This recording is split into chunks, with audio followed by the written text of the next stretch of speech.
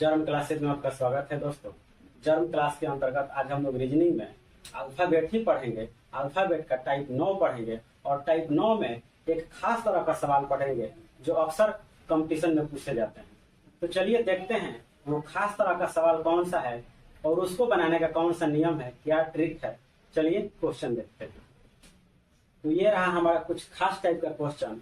इस क्वेश्चन को पढ़ना बहुत ही जरूरी है, अक्सर इस तरह के क्वेश्चन पूछे जाते हैं। तो चलिए इस क्वेश्चन को देखते हैं और इसका बनाने का नियम क्या है वो भी समझते हैं। क्वेश्चन कह रहा है यदि अंग्रेजी वर्णमाला को दूसरे अक्षर से शुरू करते हुए एक अक्षर के अंतराल पर लिखा जाए, यानी कि अंग्रेजी वर्णमाला को दूसरे अक्षर से शुरू किया जाए। दूसरा अक्षर कौन सा होगा? बी होगा।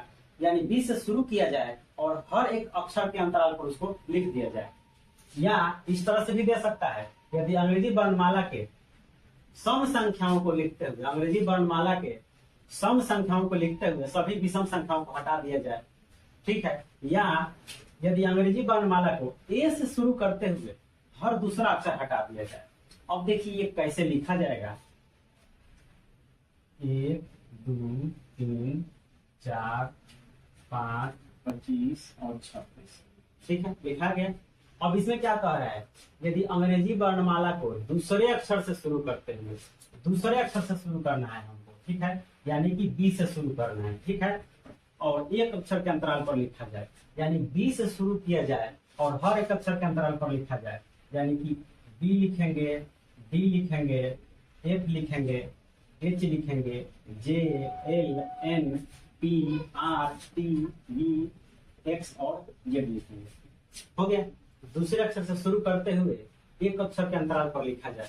तो दूसरे अक्षर से हमने शुरू किया और एक अक्षर के अंतराल पर हमने लिखते चला गए, ठीक है। या यदि अंग्रेजी वर्णमाला के सम संख्याओं को लिखते हुए सभी विषम संख्याओं को हटा दिया जाए। अंग्रेजी वर्णमाला का सम संख्या कितना है? ये 2 है, ये 4 है, ये 6 है, ये 8 है, ये 10 है। तो कह रहे हैं कि अंग्रेजी वर्णमाला के सम संख्याओं को लिखते हुए सम संख्याओं को लिखा जाए और विषम संख्याओं को हटा दिया जाए। हमने हटा दिया विषम संख्या को। यदि अंग्रेजी वर्णमाला को ए से शुरू करते हुए हर दूसरा अक्षर हटा दिया जाए। ए से शुरू करते हुए ए से शुरू करेंगे और उसके बाद हर दूसरा अक्षर, तो ए से शुरू करेंगे और पहला दूसरा अक्षर, ठीक है, तो हटा दिया जाए। हमने क्या किया? तो ये हटा दिया।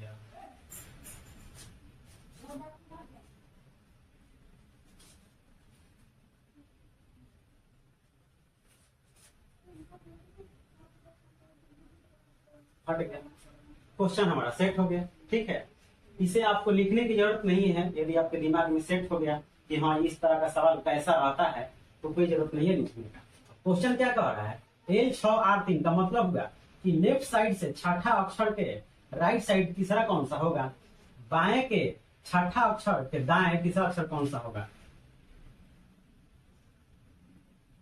बाएं से छठा अक्षर के दाएं तीसरा अक्षर कौन सा होगा? ठीक है। L6 और R3 को क्या करेंगे? L6 और R3 को क्या करेंगे? L R क्या करते हैं? जोड़ते हैं। हमने बताते आया है हर टाइप में। तो L R जोड़ेंगे, क्या करेंगे? तो 6 3 9 हो गया, यहाँ पे 9L हो गया, ठीक है। क्वेश्चन हमारा लेफ्ट साइड से आ गया, राइट साइड से तो आया नहीं है कि 27 में से घटाने का टेंशन है। 9L हो गया। अब क्वेश्चन देखिए ना, 9L आ गया। अब सूत्र क्या कह रहा है? गुना 2, कुछ नहीं करना है, खाली गुना 2 कर देना है, ठीक है। गुना 2 कर दीजिए ना। इसमें कितना आ गया? 9 2 18। 18 का मतलब क्या होता है? R। ये हमारा R आंसर हो गया। नेक्स्ट क्वेश्चन है L4R3, यानी कि लेफ्ट साइड से चौथा अक्षर के दाएं तीसरा अक्षर कौन सा होगा? L R क्या करेंगे? जोड़ेंगे। 4 3 7L। लेफ्ट साइड से है, कोई टेंशन नहीं है। क्या करेंगे? गुना 2, 7 2 के 14। 14 का मतलब क्या होता है? N। ये हमारा आंसर हो गया। नेक्स्ट क्वेश्चन है R6L4, यानी राइट साइड से छठा अक्षर के लेफ्ट साइड चौथा अक्षर कौन सा होगा? देखिए RL क्या करेंगे? जोड़ेंगे। 6 4 10 R हो जाएगा।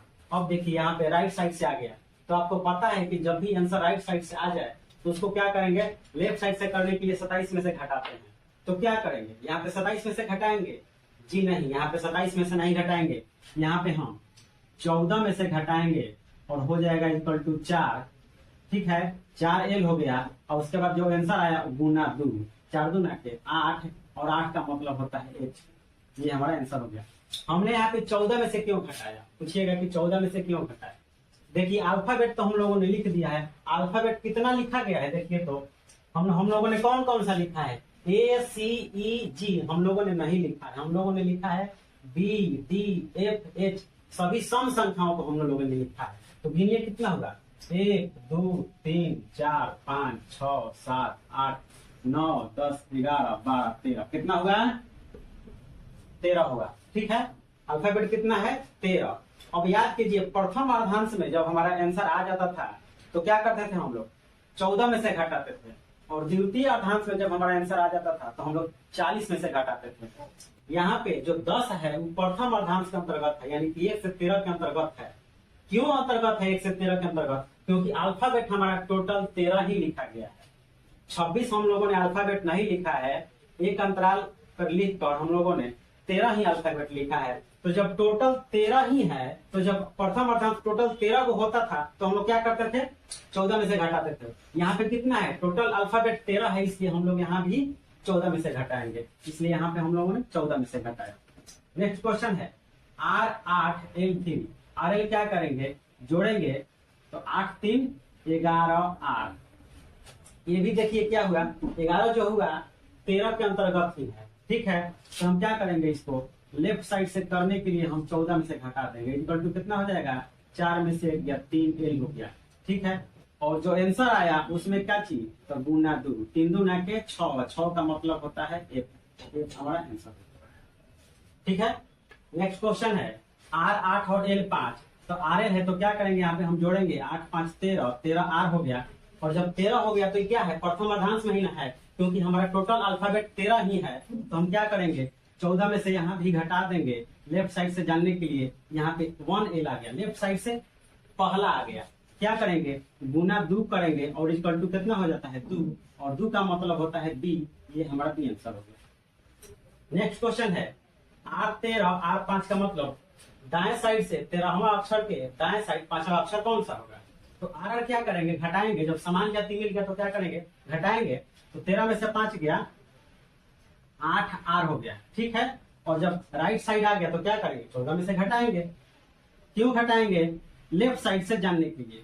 14 में से 8 गया 6, ये लेफ्ट साइड हो गया। आंसर हमारा क्या होगा, तो गुना 2 इक्वल टू 6 दूना के 12 का मतलब होता है L, और L हमारा आंसर हो गया। नेक्स्ट क्वेश्चन है R4 R3। R है क्या करेंगे, घटाएंगे, 4 में से 3 गया 1R। ठीक है, 1R आ गया।